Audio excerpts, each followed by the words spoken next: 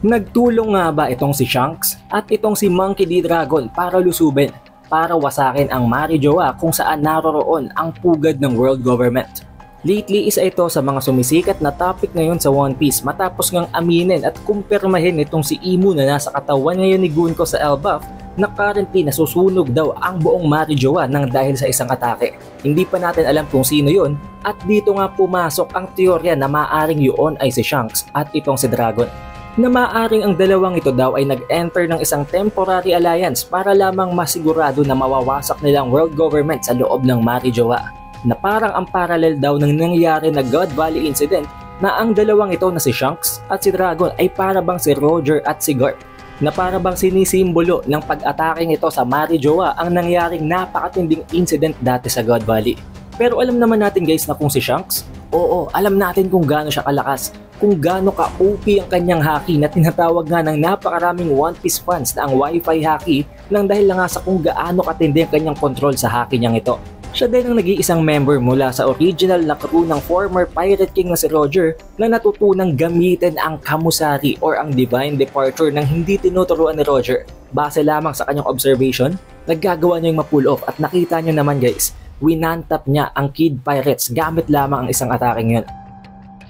Pero ang isa din talaga sa pinaka-kinatatakutan nating ability nitong si Shanks ay ang kanyang haki.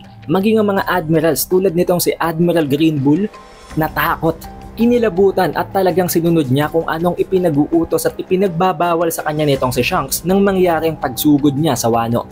And mind you guys, hindi pa ipinapakita ni Shanks ang kanyang full power. Hindi niya pa inire-release ang kanyang full potential dahil hindi pa naman siya napupunta sa isang sitwasyon na kinakailangan niya ng maging seryoso.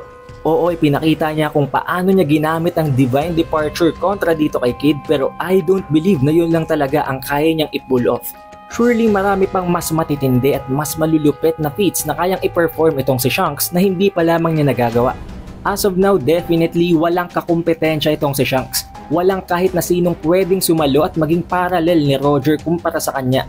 As of the current timeline ng One Piece, walang kahit na sinong pwedeng pumantay kay Roger kung hindi si Shanks lang.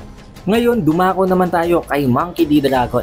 Currently, as of the moment, hindi pa natin alam kung ano ang kanyang Devil Fruit, kung anong kanyang abilities at kung marunong ba siyang gumamit ng haki ng tatlong types ng haki.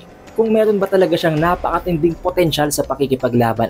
Pero bilang ang leader ng Revolutionary Army, for sure, capable siya ng lahat ng bagay na yon.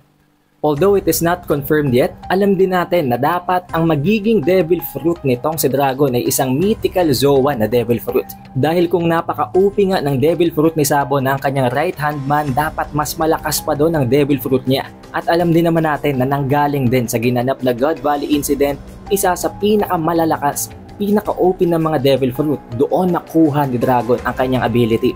Dahil kung hindi magiging OP, kung hindi overpowered ang Devil Fruit nitong si Dragon, napaka-disappointing nun para sa buong One Piece community.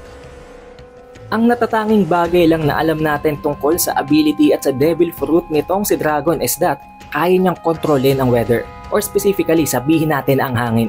Dahil nakita natin way back before, napakatagal na ng mangyaring episode na ito, ang pangyayaring ito, iniligtas ni Dragon ang kanyang anak na itong si Luffy mula kay Smoker. Nangyaring insidenteng ito sa Lug Town, na kung saan para lamang mapigilan itong si Smoker na makapture ang kanyang anak na si Luffy, biglang bumugso ang napakalakas na gust of wind. Napakalakas ng hangin na yon na bigla na lamang nag-occur nang walang kahit na anong dahilan. Bigla na lamang nagkaroon ng napakalakas na bugso ng hangin na natangay almost everyone. Lahat ng mga Marines at maging si Smoker, si Luffy at ang mga miyembro ng Straw Hat Crew. Oo, maraming magsasabi na hindi pa ito confirmed and pwedeng coincidence lamang ito. Pero I think not.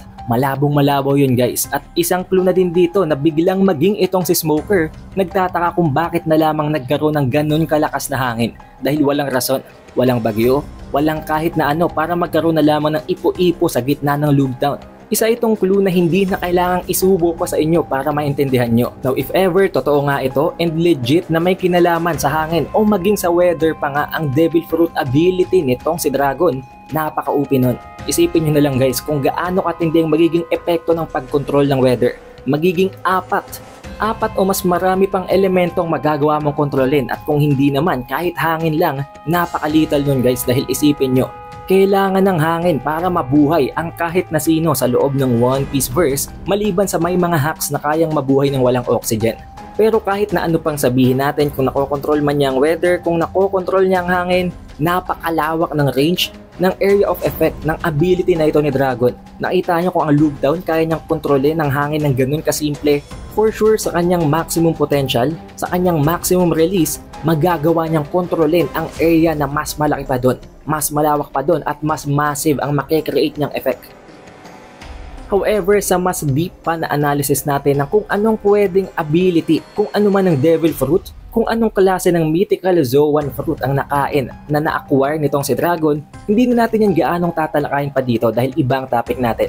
Mas tatalakayin pa natin yan ng in-depth sa isang video na dedicated solely para lamang dito kay Monkey D. Dragon at sa kanyang abilities. Pero sa pagiging parallel ni Garp, I don't think so. First of all, magkaiba ang kanilang ideals. Kung itong si Garp, pinipilit na i-preserve at panatilihin ang integrity ng world government, literal na opposite. Literal na kabaliktaran ni Garp itong si Dragon dahil mismong ang kalaban niya ay ang world government na dahilan kung bakit nga binuo niya at pinapakilos niya ang revolutionary army. Na kumbaga ang bagay na pinoprotektahan at ina-uphold nitong si Garp ay ang mismong bagay din na gustong wasakin at tibagin nitong si Monkey D. Dragon. At hindi lang yon, pagdating sa abilities, alam natin na nagre-rely lamang itong si Garp sa kanyang sariling haki at sa kanyang sariling raw strength. Unlike nitong si Dragon na for sure merong isang Devil Fruit ability. Imposibleng wala guys. Napakawalang kwenta ng pag-aantay ng napakaraming One Piece fans kung ang aasahan lang nitong si Dragon ay ang kanyang sariling haki. Mawawala ng kwentang pagiging leader niya kung mas matindi pa ang hacks sa kanya ng kanyang right hand man na si Sabo na merong Mera Fruit. So Shanks, as a parallel ni Roger, definitely, absolutely, talagang literal siya lang at walang ibang magiging parallel si Roger.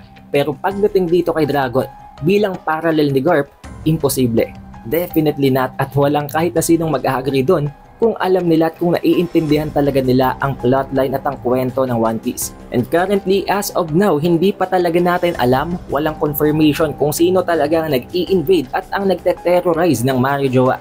Hindi natin alam kung sino yon. Pero the fact na in chaos na nasusunog at talagang nawawasak na ngayon ng Marijoa ng dahil sa isang atake ay confirmed mismo nitong si Imu na nasa katawan ni Gunko. Pero bibigyang diin natin dito na hindi yun isang alyansa sa gitna ni Shanks at nitong si Dragon. Posibleng pwedeng ang revolutionary army na pinangungunahan nitong si Dragon pero kasama si Shanks, malabo guys, malabo. Kung sasabihin natin na yun na yung revolutionary army at itong si Dragon, oo, mataas ang tsansa, more than 75%.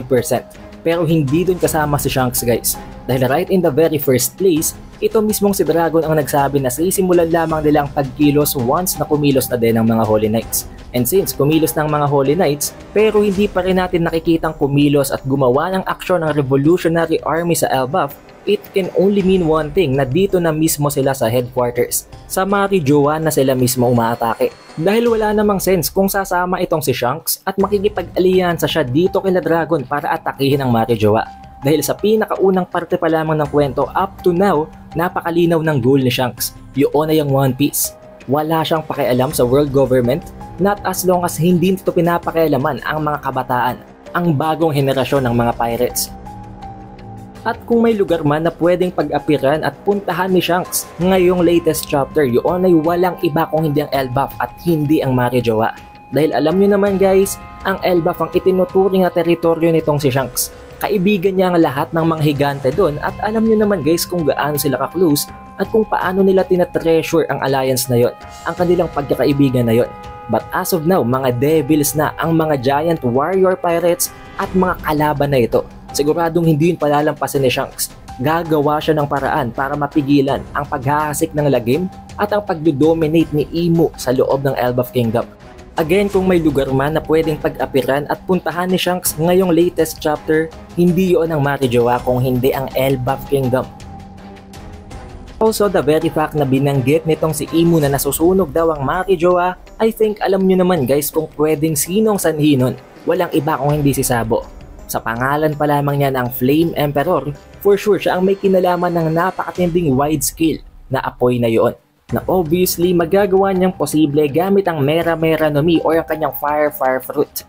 At kung may iba mang puwersa doon, definitely it is not Shanks at ang Red-Haired Pirates. Kung hindi, mas mataas pang tsansa na yun ay sila Blackbeard at ang Blackbeard crew.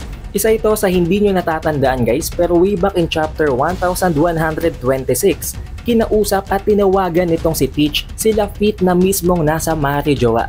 Dito'y inoobserbahan at tinitingnan nila Fit kung anong nagiging epekto, kung successful bang ginagawang pag-atake ng mga Revolutionary Army, tulad na lamang ng pagpapasabog ng mga bondola na nagdadala ng pagkain papunta sa Marijoa, papunta sa mga Celestial Dragons.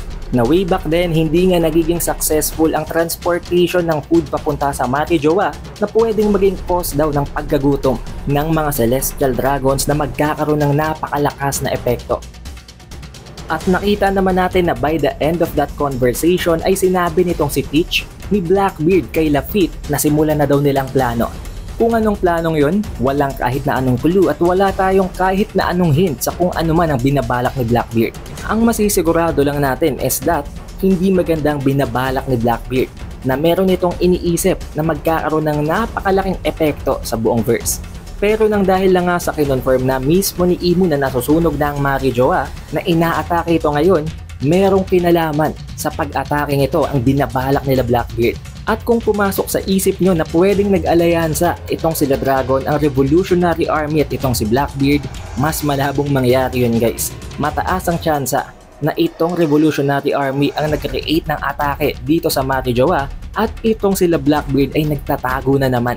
Nag-aantay ng tamang oras kung kailan pagod na ang lahat, exhausted na ang both sides at doon na naman siya mag-a-appear para kunin ang kanyang pakay. Tulad na lamang ng kung paano siya nag-appear para nakawin ang Devil Fruit ni Whitebeard.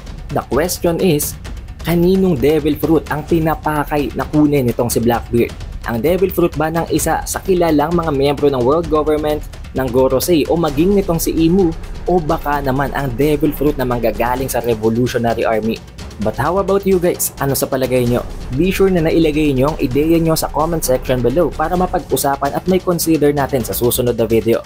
Also, by this day tapos na ang chapter break para sa One Piece, kaya by Tuesday, may re-release ng spoilers para sa One Piece chapter 1152. Siguraduhin nyo na mabivisit nyo agad ang channel para hindi kayo mahuli sa spoiler na yon. Be sure to leave a like, subscribe and ring the bell button guys, para automatic ma-notify kayo pag release natin ng susunod na video. Also, we have an official Facebook page and official TikTok account.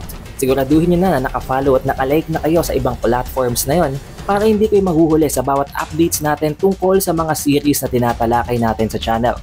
And syempre, shout out nga pala dito sa napakatinding mga supporters na ito from the previous One Piece video. Maraming salamat guys. It is the Updated Weeb, and I will see you guys on the next one.